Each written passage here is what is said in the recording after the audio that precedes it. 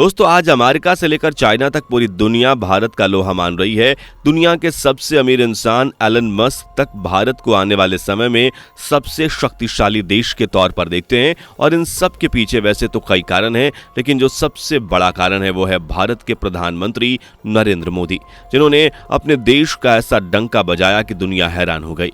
लेकिन वो कहते हैं ना कि ज्यादा मीठे में कीड़े पड़ जाते हैं, और ऐसा ही कुछ यहाँ देखने को मिल रहा है। तभी तो 2024 करीब है और अगला लोकसभा चुनाव आने वाला है। इस पर बीबीसी की documentary India the Modi question I है, जो कि गुजरात में हुआ कुछ उसी के आधार पर है, और ये मोदी जी को आरोपी दिखाती है। पर ऐसा क्यों, और आखिर ये सब क्यों हो रहा है? क्यों पूरी दुनिया मोदी जी को गलत साबित करने में तुली हुई है? आज मैं यानी आपका दोस्त फैक्ट मंत्रा आपको सब कुछ बताने वाला हूं। बस मेरे साथ वीडियो में इसी तरह बने रहें।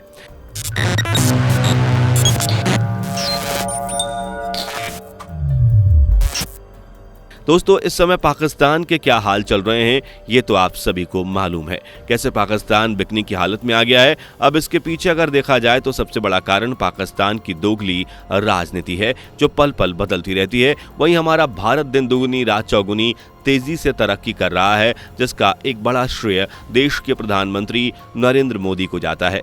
लेकिन अब दुनिया भारत को ऊपर उठता हुआ कैसे देख सकती है? तभी तो लोग मोदी जी के नाम पर कलंक लगाने में जुट गए हैं।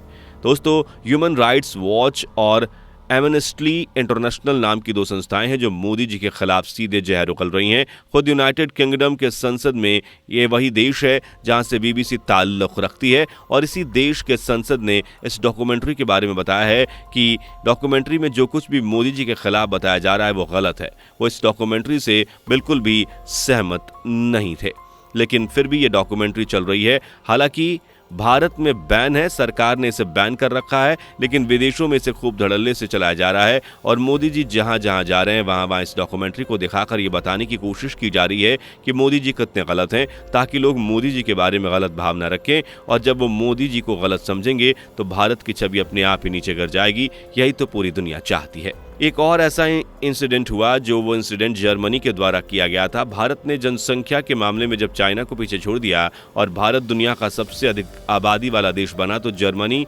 द्वारा एक कार्टून रिलीज किया, और यकीन मानिए कार्टून काफी ज्यादा दर्दनाक था, क्योंकि इसमें एक तरफ चाइना की बुलेट ट्रेन दिखाई जा रही थी तो दूसरी तरफ भारत की एक ट्रेन दिखाई दे रही थी, जिसमें खचाखच यात्री खिड़कियों और दरवाजों पर लटके हुए थे। यहाँ तक कि ट्रेन के ऊपर भी भारतीय बैठे थे और उनके हाथ में तिरंगे का झंडा मौजूद था। कुल मिलाकर अगर देखा जाए तो जर्मनी ने इस कार्टून के माध्यम से भारत की बढ़ती आबादी का मजाक उड़ाया था। यह भी दिखाया गया था कि कैसे चीन आगे बढ़ रहा है और अपनी आबादी को कम कर रहा है, वहीं भारत अपनी आबादी को बढ़ाता जा रहा है और उसके पास इस आबादी को हैंडल करने के लिए कोई रिसोर्स ही नहीं है। और चाइना के लोगों का ये तो कहना है कि भारत के पास भले ही क्वांटिटी आ गई हो, लेकिन क्वालिटी अभी भी हमारे पास है। हालांकि जब यह सब हुआ तो जर्मनी को अपनी गलती का एहसास हुआ और उसने भारत से माफ़ी भी मांगी, लेकिन देखा जाए तो जर्मनी का मकसद ही यही था कि आग लगाकर किनारे खसक जाओ, क्योंकि बढ़ते भारत को देखना किसी भी देश के लिए आसान नहीं है, फिर चाहे वो चाइना हो या जर्मनी। और अब हम यूक्रेन की उस पेंटिंग को कैसे भूल सकते हैं जो ट्विटर पर बड़ी वायरल हुई थी। असल में जब यूक्रेन के प्रेसिडेंट प्रधानमंत्री मोदी से मुलाकात करके उनसे युद्ध को खत्म करने के लिए मदद मांग रहे थे, तो वहीं दूसरी तरफ उनके देश का रक्षा मंत्रालय माता काली की विवादित तस्वीरें छपवा रहा था। असल में हुआ ये कि यूक्रेन के रक्षा मंत्रालय द्वारा एक तस्वीर ट्वीट की गई, जिसमें धुएं के गुब्बार पर एक देवी काली की तस्वीर दिखाई दी, जिसमें माता की जीभ बाहर दिख रही थी और माता काली के गले में खुशियों की माला थी। जैसे कि यह तस्वीर वायरल हुई, भारतीयों ने विरोध जताना शुरू कर दिया। तब कहीं जाकर यूक्रेन ने इस तस्वीर को हटाया। यूक्रेन ने इस पर माफी भी मांगी, लेकिन तब तक यह तस्वीर सोशल मीडिया पर फैल चुकी थी। अब धीरे धीरे ये वायरल होती गई।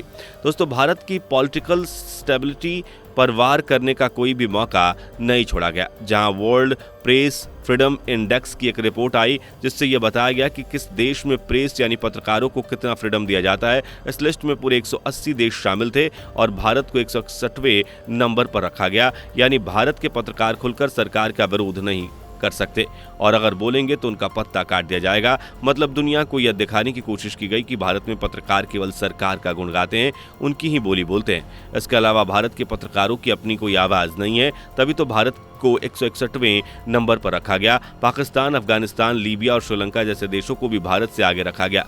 ऐसा देश जहां पत्रकार गिनती के 2-4 हैं और पत्रकार कम नौटंकी बात ज्यादा है, उन देशों के पत्रकार को भी भारत से आगे दिखाने की कोशिश करी गई। अब आप सोच लीजिए यह लिस्ट अपने आप में कितना भद्दा मजाक है।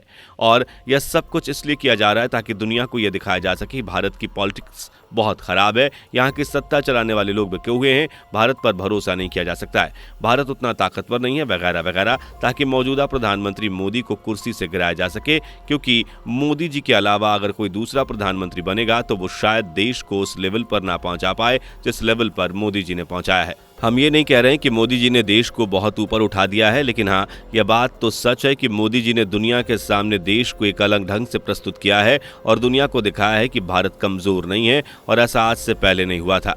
अगर इसी तरह चीजें चलती रहीं तो सच में वो दिन दूर नहीं जब दुनिया का सबसे शक्तिशाली देश भारत होगा, और ये चीज दुनिया नहीं चाहती। इसलिए अलग अलग तरीके से भारत के ऊपर वॉर किए जा रहे हैं।